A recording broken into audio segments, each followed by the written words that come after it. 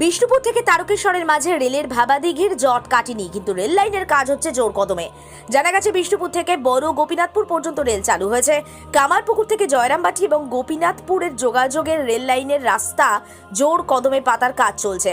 কামারপুকুর থেকে গোঘাট তার মাঝে ভাবাদিঘি, আর সেই জায়গাতে রেল লাইনের জট এখনো কাটেনি, কিন্তু ওইটুকু বাদ দিয়ে বাকি জায়গায় জোর কদমে কাজ চলছে। গোঘাট থেকে হাওড়া রেল পরিষেবা হলেও গোঘাট থেকে কামারপুকুর রেল পরিষেবা চালু হয়নি ভাবাদিঘি জটের কারণে। ভাবাদিঘি মানুষের দিঘি বাঁচাও কমিটির অভিযোগ, দিঘি বাঁচিয়ে রেলের কাজ হোক, কারণ তাদের দিঘি চাষ করেই সংসার চলে। অন্যদিকে রেলের জোর কদমে কাজ হওয়ায় সাধারণ মানুষ আশাবাদী। 8 বছরেরও বেশি সময় ধরে ভাবাদিঘির যে সমস্যা, রাজ্য কেন্দ্র সরকার খুব শীঘ্রই সেই জট কাটিয়ে উঠবে। বিষ্ণুপুর হাওড়া রেল পরিষেবা চালু হবে, আর তাতেই অন্যতম পর্যটন কেন্দ্র কামারপুকুরের আরও উন্নতি হবে। একদিকে অর্থনৈতিক দিক থেকে উন্নতি হবে, অন্যদিকে যোগাযোগ ব্যবস্থাও সুদৃঢ় হবে। এখন কতটা কাজ হয়, কতটা সদর্থক পদক্ষেপ হয়, জট কাটিয়ে কবে এই পরিষেবা চালু হয়, তার দিকে তাকিয়ে রয়েছেন সকলেই। দেখতে থাকুন নিউজ বাংলাদেশা। কামারপুকুর স্টেশনের কাজ শুরু হয়েছে, আপনারা কতটা খুশি কামারপুকুরের বাসিন্দা হিসেবে?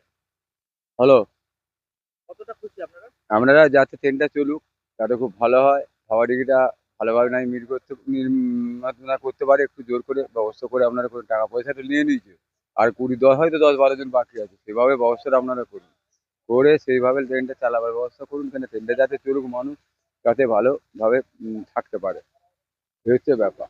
কেন মানুষের সঙ্গে নিজে যাতে না টাকা খালি যদি বলে যে ট্রেন চলবে না, সেটাকেও মানবে না। ট্রেন যাতে সরকার চালানোর ব্যবস্থাটা করুন, এই হচ্ছে ব্যাপার। ট্রেন চাই, হ্যাঁ, ট্রেন চাই। যে কোনো মূল্যে আপনাদের ট্রেনের ব্যবস্থা করতেই হবে, বহু বছর ধরে আটকে আছে। আপনারা বহু বছর ধরে ট্রেনটা আটকে আছে, যাতে তাড়াতাড়ি চলুক, যাতে তাড়াতাড়ি করে কাজটা আপনারা করুন। বসতে হলেও আপনারা কাজ করার আরম্ভ করুন, এই হচ্ছে ব্যাপার। মাত্র এই 10-15 জন 20 জনের জন্য কাজটা আটকে যাবে না, ভালোভাবে আপনারা করুন। কোথায় বাড়ি আপনার? আমার বাড়ি এখানে, ট্রেন লাইনের পাশেই বাড়ি। কাজ দেখতে আসছেন? হ্যাঁ, কাজ দেখছি, আমরা এখন প্রতিদিন এখানটা কাজ করতে দেখছি, এই হচ্ছে ব্যাপার। মনের কি আশা বেড়েছে যে এরকম কাজ হচ্ছে, এরপর ভাবাদিঘি আর জট সমস্যার সমাধান মিটবে এবং ট্রেন চলবে? কতটা আশা করছেন ট্রেন চলবে? এটা সরকারের উপরে নির্ভর, সরকার যেটা ভালো বুঝবে সেটাই করবে। এটা মানুষের দিয়ে তো মারামারি দাঙ্গা করতে পারবে না, এটা সরকার যদি যেটা চাইবে সেটাই হবে। আপনারা ট্রেন চান? হ্যাঁ। কি নাম আপনার? আমার নাম হচ্ছে সিরাজ শেখ। আর কামারপুকুর যে স্টেশনে কাজ শুরু হয়েছে, এতে কতটা খুশি আপনারা?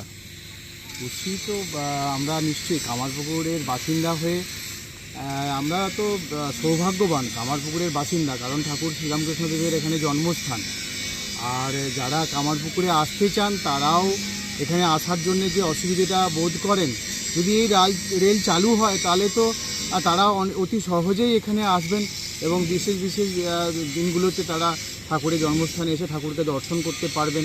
দূর দূরান্তের লোক, সারা পৃথিবীর মানুষ এখানে আগমন ঘটে।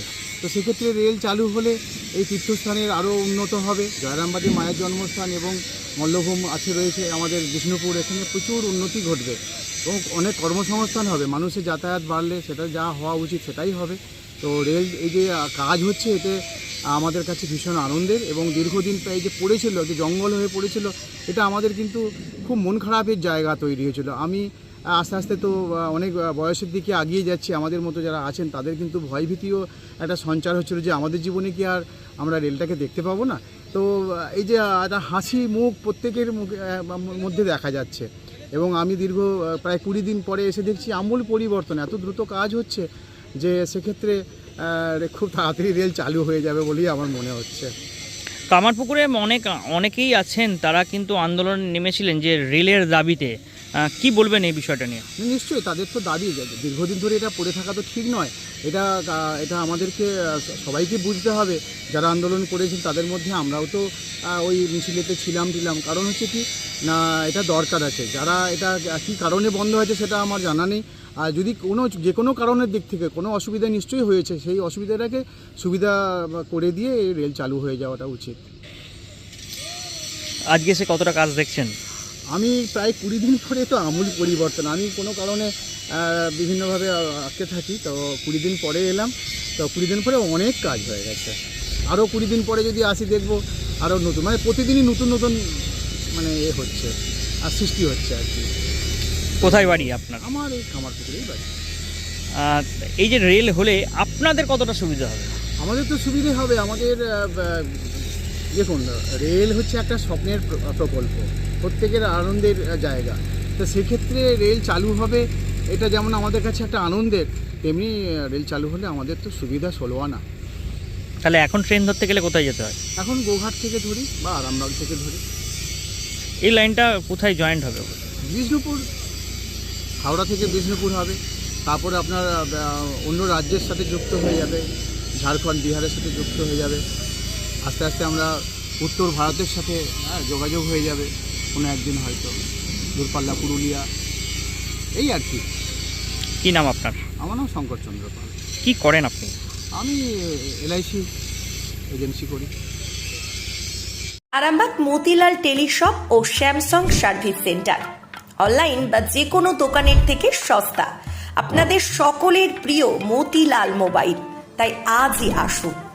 পুরানো মোবাইল সারানোর চেয়ে বেশি দামে এক্সচেঞ্জ, 0% ইন্টারেস্টে, 0 ডাউন পেমেন্ট, 0 কস্টে মোবাইল ফাইন্যান্সের সুবিধা। আমাদের ঠিকানা পুরাতন বাজার, আরামবাগ হেডপোস্ট অফিসের বিপরীতে, আরামবাগ, হুগলি। আমাদের যোগাযোগ নাম্বার 7001304430।